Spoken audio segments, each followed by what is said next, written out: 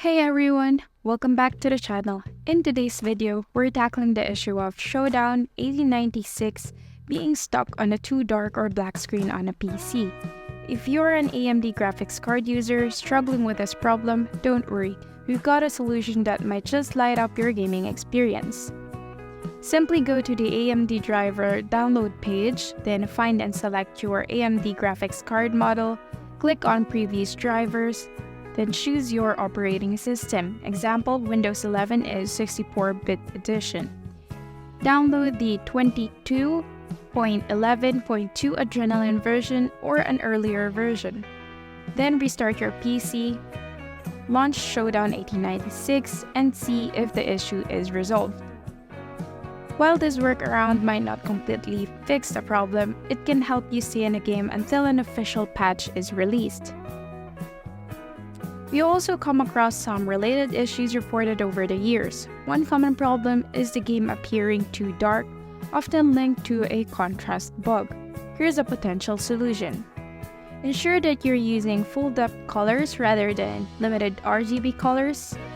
To do this, simply open NVIDIA or AMD Color Depth Calibration.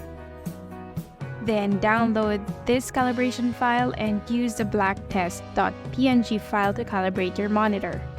If color depth isn't the issue, try eliminating any color modification settings applied by your monitor.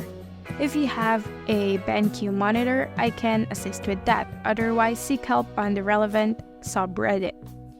Sometimes games don't properly recognize screen settings, which can result in incorrect presettings being applied.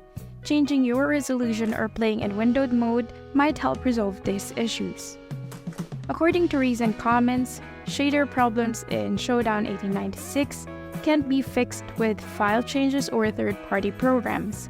This is an issue that developers need to address with a patch. Until then, there isn't much more that can be done. Another observation is that Showdown 1896 runs better with fewer background applications open. For example, the game performs more smoothly when only Steam, Showdown, and Discord are active. This suggests a possible resource allocation or window management problems. That's it for today's tutorial. If you found this guide helpful, please give it a thumbs up and subscribe.